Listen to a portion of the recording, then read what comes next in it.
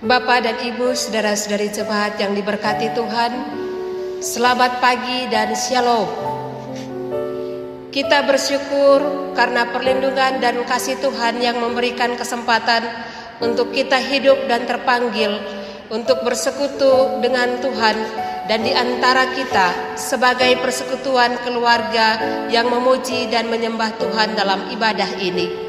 Sekalipun di tengah tantangan dan ancaman kehidupan yang kita alami, kita bergereja dari rumah dan beribadah di rumah menjadi bukti bahwa kita tetap memberitakan dan bersaksi tentang Kristus yang mati, bangkit, hidup dan berkuasa, sehingga apapun yang terjadi tidak dapat menghentikan dan membatasi iman kita terhadap Kristus Tuhan penyelamat seisi dunia.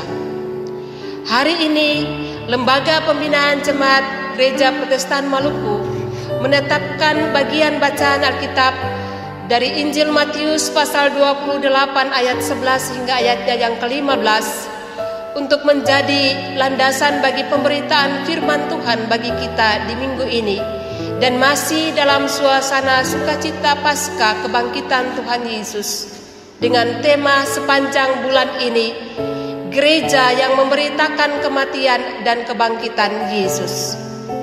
Dan tema mingguan, iman kebangkitan melawan dusta. Dengan merujuk dari kisah dusta Mahkamah Agama yang mencoba menutupi berita tentang kebangkitan Yesus dan kondisi wabah virus corona yang membuat kita untuk melakukan tindakan-tindakan pencegahan dengan lockdown, atau untuk sementara kita membatasi atau menutup ruang-ruang kehidupan kita. Maka sebuah pernyataan iman yang meneguhkan kita yang saya sampaikan dalam khotbah ini, yakni kematian dan kebangkitan Kristus tidak dapat di lockdown oleh apapun dan siapapun. Bapak dan Ibu, saudara-saudari yang dikasihi oleh Tuhan Yesus Kristus, kebangkitan Kristus adalah salah satu pokok penting dalam iman Kristen, bahkan menjadi jantung iman Kristen. Bandingkan 1 Korintus 15 ayatnya yang ke-17. Jika Kristus tidak dibangkitkan, maka Kristus tidak akan hidup naik ke sorga, dan kita tidak akan memperingati hari raya Pentakosta atau keturunan Roh Kudus.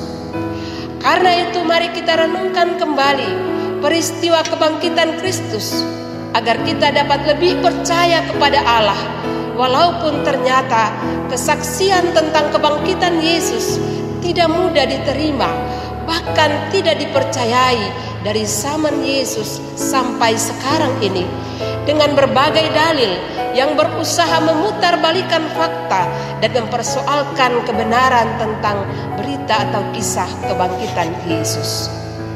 Jemaat yang dikasihi Kristus dan mengasihi Kristus, kalau kita memperhatikan dengan saksama ayat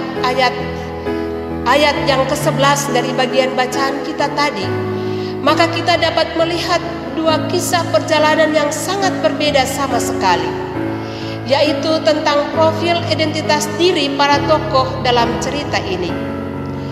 Kalau kita membandingkan dengan ayat-ayat sebelumnya, maka kita akan tahu bahwa yang dimaksud dengan mereka itu adalah para wanita, yakni Maria dan Magdalena. Sedangkan tokoh yang lainnya adalah para penjaga kubur Yesus yang notabene adalah tentara Romawi, yang memang tidak sangat sebanding. Pertama, yang satu lemah, yakni para wanita, sedangkan yang lainnya kuat, yaitu para prajurit. Kedua, masing-masing kelompok ini sedang dalam perjalanan untuk memberitakan tentang kebangkitan Kristus, namun dengan tujuan yang berbeda. Para penjaga itu bergegas untuk menjumpai orang-orang yang sedang merasa menang dan senang karena Yesus telah mati dan dikuburkan. Sedangkan para wanita itu pergi kepada para murid yang sedang merasa kalah, gelisah dan takut karena Yesus telah mati dan dikuburkan dengan sangat keji. Ketiga, mereka yang dijumpai para penjaga itu adalah para penguasa, yakni para mahkamah agama dan para imam kepala. Sedangkan yang dijumpai oleh para perempuan atau wanita itu adalah rakyat biasa. Dan keempat, baik para wanita maupun para penjaga yang sedang bergegas sama-sama membawa kabar berita dari sumber cerita yang sama, yaitu berita kebangkitan Yesus, namun dengan perasaan yang berbeda. Para perempuan itu diliputi dengan hati yang penuh sukacita, sedangkan para penjaga kubur itu diliputi dengan perasaan takut dan cemas.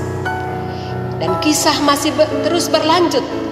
Para prajurit yang bertugas menjaga kubur itu kemudian bergegas untuk menemui para imam kepala. Dan berita yang mereka bawa adalah berita yang membuat hati para imam kepala itu menjadi gusar. Mereka menyampaikan fakta yang terjadi sesuai dengan apa yang dilihat dan dialami, yakni gempa bumi, malaikat yang menggulingkan batu, dan kubur yang sudah kosong.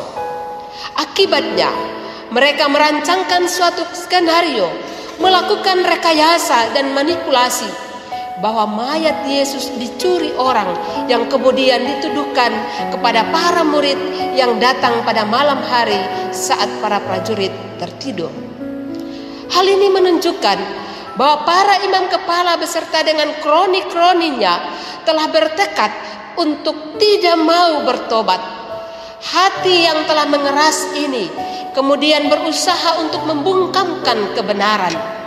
Dan dalam upaya ini, para imam kemudian menggunakan kedudukan dan posisi mereka untuk kepentingannya, dan kemudian meletakkan sejumlah uang untuk menyogok, untuk menyewa para prajurit Romawi itu. Dan bukan hanya itu, ternyata mereka juga menaruh kebohongan di dalam mulut para prajurit itu. Dan kebohongan ini sungguh memalukan, sebab sangat tidak masuk akal. Jika memang para penjaga atau prajurit itu tertidur, bagaimana mungkin mereka dapat mengetahui semua yang sedang terjadi di kubur Yesus dan menyampaikannya kepada mereka? Persekutuan jemaat yang dikasihi dan mengasihi Kristus. Dari bagian kisah dalam bacaan Alkitab ini, tentu memberikan kesaksian iman bagi kita bahwa peristiwa kematian dan kebangkitan Tuhan Yesus sungguh memberikan makna untuk terjadinya perubahan di dalam kehidupan kita. Kita harus merubah ancaman kematian menjadi kehidupan, kesedihan menjadi sukacita, keputusasaan menjadi harapan, sehingga kita terus memperjuangkan kehidupan ini dengan saling mendoakan, saling mempedulikan, saling membantu, saling menguatkan, mengasihi, solidar dan berempati dengan sesama yang menderita, serta melakukan segala sesuatu untuk menjadi kebaikan bagi semua orang dan alam semesta ini, termasuk di tengah ancaman pandemik wabah virus corona ini, yang hendak menegaskan bahwa tanggung jawab kita semua untuk terus memperjuangkan kehidupan, membela dan merawat kehidupan ini dengan mengikuti semua arahan untuk mencegah ketersebaran virus ini, solidar dan berempati dengan sesama yang terpapar, orang dalam pantauan, pasien dalam pengawasan, para medis dan pemerintah yang terus berusaha untuk menyelamatkan kehidupan. Dan karena itu kita harus juga diubah untuk menjadi hamba-hamba kebenaran dan bukan hamba-hamba dosa. Bandingkan Roma pasal 6 ayatnya yang ke-13 dan ayatnya yang ke-17 sampai 18. Kita juga jangan sampai menjadi hamba uang. Bandingkan Ibrani pasal 13 ayat 6 dan pertama Timotius 6 ayatnya yang ke-10. Karena integritas orang percaya tidak dapat dibeli dengan uang. Kita harus punya kesaksian iman bahwa uang, materi dan jabatan adalah alat untuk melayani hidup dengan baik dan benar, yang bersumber dari Tuhan dan bukan tujuan. Karena tujuan hidup orang percaya adalah Kristus yang bangkit dari kematian. Karena itu, Kristus yang berkuasa dan mengendalikan hidup orang percaya, bukan uang, materi, ataupun kedudukan dan jabatan. Dan karena itu kita harus sungguh-sungguh percaya dan melakukan segala sesuatu yang berkenan kepada Allah. Bapak dan Ibu, saudara-saudari yang dikasihi Tuhan, bahkan kita juga harus diubah untuk tidak menjadi pendusta yang suka menyebarkan berita hoax atau percaya pada berita hoax, pembawa gosip, fitnah dan lain-lain. Bandingkan Mazmur pasal 34 ayatnya yang ke-14 dan Injil Yohanes 8 ayatnya yang ke-44. Dan karena itu barilah dengan berani kita harus dapat menyuarakan kebenaran dimanapun kita berada, dalam setiap kesempatan, setiap peluang dan kondisi apapun. Maka kita harus dapat menolong orang lain untuk dapat menemukan kebenaran, bukan melakukan kesalahan, untuk berkata benar, bukan berdusta. Bahkan kita jangan sekali-kali memberikan kesempatan, dan untuk itu kita akan berkompromi dengan segala dosa dan bentuk kejahatan apapun. Sebab Kristus yang bangkit itu memberikan kepada kita kuasa untuk menjadi saksinya. Dengan demikian, kesaksian kita tentang Kristus yang bangkit, yang hidup dan berkuasa kini dan sepanjang masa akan menjadi nyata lewat seluruh keberadaan hidup kita, perkataan dan perbuatan kita, sehingga dunia pun akan percaya bahwa Yesus Kristus adalah Tuhan. Filipi pasal 2 ayatnya yang ke-10 hingga ayatnya yang ke-11. Dan karena itu janganlah kita takut menjalani hidup ini, sebab Kristus yang hidup adalah kekuatan kita. Maka sungguh ya dan amin, bahwa kematian dan kebangkitan Kristus tidak dapat di-lockdown oleh siapapun dan oleh apapun. Tuhan memberkati kita sekalian. Amin.